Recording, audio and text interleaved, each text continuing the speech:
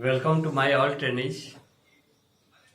आज आप लोगों को अप्रेंटिस के बारे में बताने जा रहे हैं, क्योंकि बहुत सारे कमेंट ट्रेनिज के द्वारा आते रहते हैं।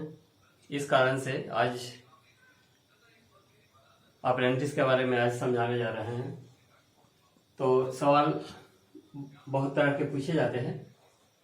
तो उसमें पहला सवाल ये पूछे जाते हैं कि अप्रेंटिस क्या है। सर आप बताइए कि अप्रेंटिस क्या है। तो अप्रेंटिस एक दोहरी प्रशिक्षण प्रणाली है, ड्यूअल ट्रेनिंग सिस्टम है। ड्यूअल ट्रेनिंग सिस्टम मीन्स दोहरी प्रशिक्षण प्रणाली है।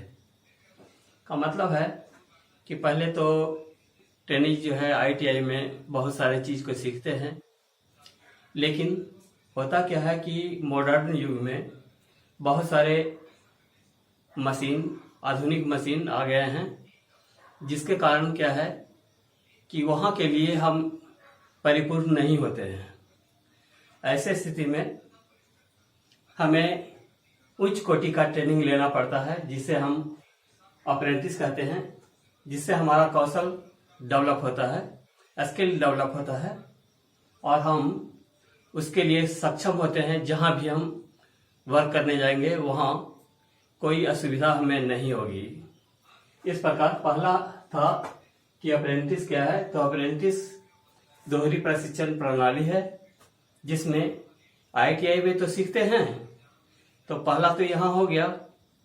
दूसरा क्या है कि हम अप्रेंटिस करने जाते हैं, वहाँ हम उच्च कोटि का यानी गुणवत्ता से भरा तरह तरह के मशीनों को ऑपरेट करने के लिए सीखते हैं और आधुनिक मशीनों से हम अवगत होते हैं और उस पर काम करने में सक्षम होते हैं, यानी कि हमारा स्किल डेवलप होता है और किसी भी क्षेत्र में काम करने योग्य हम हो जाते हैं। इस प्रकार पहला का आंसर पूरा होता है।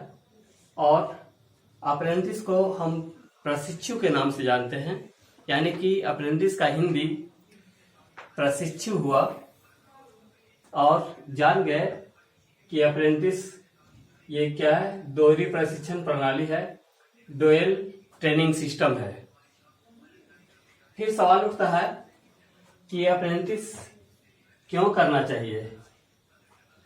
तो अप्रेंटिस के बारे में जाने कि अप्रेंटिस इसलिए करना चाहिए, खासकर आईटीआई जो कर लिए हैं, आईटीआई जो पास हो गए हैं, उसके लिए ये वरदान साबित होता है कि जब हम किसी सेक्टर में जाते हैं, कहीं भी जाते हैं, गवर्नमेंट सेक्टर हो या प्राइवेट सेक्टर हो, सबसे पहला प्राथमिकता अप्रेंटिस करने वाले को मिलता है।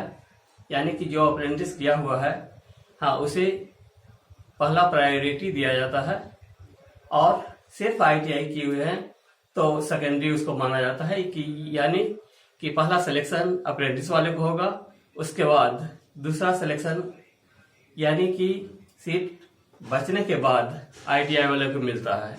इस प्रकार हम जान गए कि अप्रेंटिस क्यों करना है। तो अप्रेंटिस करने से क्या होता है कि एक अनुभव प्रमाण पत्र के रूप में उसे मिल जाता है, क्योंकि 1 साल का जो ड्यूरेशन होता है, या 1.5 साल का हुआ या 2 साल का हुआ, तो होता क्या है कि इसमें आईटीआई वाले भी करते हैं, इंजीनियरिंग से जो बिलोंग करते हैं वो भी करते हैं, और डिप्लोमा होल्डर भी इसे अप्रेंटिस के लिए जाते हैं। तो उसमें होता क्या है कि एक अनुभव प्रमाण पत्र के रूप में तो मिला ही, साथ साथ भारत सरकार के द्वारा प्रवीणता प्रमाण पत्र, सर्टिफिकेट ऑफ, देख रहे हैं कि सर्टिफिकेट ऑफ प्रोफिशिएंसी यानी कि प्रवीणता प्रमाण पत्र, यानी कि आप जो है सारे चीज में निपुण हो गए या सारे मशीन को ऑपरेट करने के लिए सक्षम हो गए, एक कुशल जानकार हो गए, जिससे आपको किसी भी सेक्टर के लिए सबसे पहले चुना जा सकता है। तीसरा क्या है कि अप्रेंटिस करने की योग्यता क्या है। तो अप्रेंटिस करने की योग्यता ITI कहने का मतलब है ये कि 10+ ITI है या इंजीनियरिंग है या डिप्लोमा है, उसके साथ ही उम्र कम से कम 16 वर्ष और अधिकतम 25 वर्ष का होना चाहिए। उसके बाद हम अप्रेंटिस कर सकते हैं और अप्रेंटिस के समय स्टाइपेंड के रूप में 7,000 से 8,000 के बीच में उसे स्टाइपेंड के रूप में सैलरी दिया जाता है कि ताकि वही रहकर वो अप्रेंटिस कर सके। जो 1 साल का कर रहा है, 1 साल का जो पर मंथ पॉकेट खर्च के रूप में उसे मिलता है कि ताकि वो सुविधा से यानी कि आसानी से वो अप्रेंटिस कर सके। इसके लिए उसे दिया जाता है 7,000 से 8,000 के बीच दिया जा सकता है और कहीं ज़्यादा भी दिया जा सकता है। तो ये संस्थान पर निर्भर करता है या उन कारखानों पर डिपेंडेंट है जो किस प्रकार का अपना करिकुलम रखे हैं, प्रक्रिया रखे हैं, उसके अनुसार। अगला क्या है कि अप्रेंटिस किस किस क्षेत्रों में की जाती है। तो अप्रेंटिस किस किस क्षेत्रों में होती है तो बताएं कि अप्रेंटिस का वैकेंसी निकलता है, उसका भर्ती निकलता है, जिसमें रेलवे के द्वारा निकलता है, ONGC के द्वारा निकलता है, बेल के द्वारा निकलता है, गेल के द्वारा निकलता है, इसरो के द्वारा निकलता है या DRDO के द्वारा निकलता है। ये अप्रेंटिस की भर्ती जो है गवर्नमेंट यानी कि सरकारी स्तर पर निकाला जाता है, जिसे हम भारत सरकार द्वारा प्रदत्त समझेंगे कि भारत सरकार के द्वारा अप्रेंटिसशिप एक्ट 1961 के तहत हम करते हैं। तो अप्रेंटिस से बहुत ज़्यादा फायदा उन लोगों को होता है कि सबसे पहले तो वो एक स्किल डेवलप अपने को कर पाते हैं, साथ ही उन्हें अनुभव के तौर पे अनुभव प्रमाण पत्र मिल जाता है यानी प्रवीणता प्रमाण पत्र मिल जाता है। इस कारण से वो सबसे अलग दिखते हैं या उनकी कुशलता सबसे अलग होती है। नेक्स्ट, अप्रेंटिस का महत्व क्या है। तो अप्रेंटिस का महत्व तो हम पहले भी जान चुके कि अप्रेंटिस का ITI जो कर चुके हैं उनके लिए एक वरदान के रूप में है कि सबसे पहला सिलेक्शन हम बता दिए कि अप्रेंटिस वाले को होगा। उसके बाद जो बचा रिक्तियां हैं या सीट है, हाँ, उस पर ITI वाले को होना है। इस प्रकार इसका महत्व अनुभव के प्रमाण पत्र के तौर पे भी है और दूसरा एक कुशलता का प्रमाण पत्र उसे मिल जाता है यानी कि स्किल डेवलप्ड पर्सन के रूप में उसे जाना जाता है। इस कारण से इसका महत्व है। उसके बाद 6 नंबर में आते हैं तो देखते हैं कि नेशनल अप्रेंटिसशिप एक्ट 1961। तो नेशनल अप्रेंटिसशिप एक्ट 1961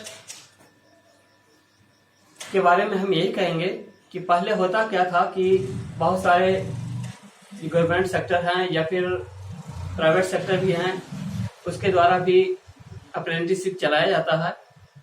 तो उसमें परसेंटेज होता है कि जितने श्रमिक वहाँ काम कर रहे हैं उसका 20% अप्रेंटिस होना है। ऐसे स्थिति में होता था क्या, रोजगार का ज़्यादा से ज़्यादा सृजन हो, इसके लिए भारत सरकार एक अधिनियम यानी कि एक कानून पारित कर दिया, एक्ट पारित कर दिया कि जिसमें ज़्यादा से ज़्यादा अप्रेंटिस करके लोग अपने को किसी भी सेक्टर में जाने के लिए, किसी भी क्षेत्र में काम करने के लिए सक्षम हो जाए या स्वरोजगार के लिए भी एक सृजनात्मक काम किया जाता है। तो ये भारत सरकार नेशनल अप्रेंटिसशिप एक्ट 1961 में पारित कर दिया गया कि ताकि बेरोजगारी भी कम हो सके, साथ साथ आसानी से वो किसी भी सरकारी जॉब को प्राप्त कर सके। 7 नंबर में देखते हैं कि अप्रेंटिस कितने वर्ष का होता है। तो पता चला कि ये अप्रेंटिस 1 वर्ष का और 1.5 वर्ष का और 2 वर्ष का भी अप्रेंटिसशिप होता है। तो वो क्या है कि संस्थान के ऊपर डिपेंड करता है। जैसे रेलवे 1 साल के लिए, ONGC 1 ईयर के लिए, IOCL ऑर्डिनेंस ये सब क्या है कि 1 ईयर के लिए, कहीं भी देखते हैं कि 1.5 साल के लिए। कहने का मतलब है कि 16 महीने के लिए इस तरह करके भी आता है, और कहीं 1 साल के लिए पूरा का पूरा जनवरी टू दिसंबर उसका सेशन होता है, पूरा होता है। उसके बाद जब 1 साल हमारा बीत जाता है या अप्रेंटिसशिप करने वाले का 1 साल जब बीत जाता है, वैसे स्थिति में उसका फाइनल एग्जाम होता है। वही एग्जाम होने के बाद जब वो पास हो जाता है, उसके बाद उसे भारत सरकार द्वारा प्रमाण पत्र दिया जाता है। उसे प्रवीणता प्रमाण पत्र कहते हैं, सर्टिफिकेट ऑफ प्रोफिशिएंसी कहते हैं।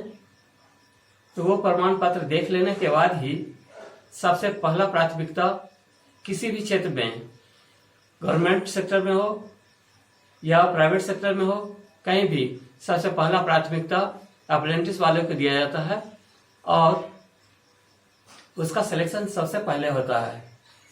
इस प्रकार हम जान गए कि अप्रेंटिस करने के लिए जो है क्या योग्यता चाहिए, कितने वर्ष का होता है और उसकी आयु सीमा क्या है।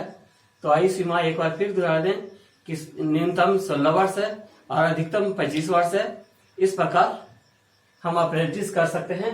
इन सारी है कि अप्रेंटिस जहां भी प्रशिक्षणार्थी करते हैं तो वहाँ ऐसा भी होता है कि जब उसका परफॉर्मेंस बहुत अच्छा होता है, परीक्षा का रिजल्ट भी बहुत अच्छा होता है, ऐसे स्थिति में उसे उसी संस्थान में परमानेंट जॉब उसे मिल जाता है। ये सबसे बड़ी खासियत है।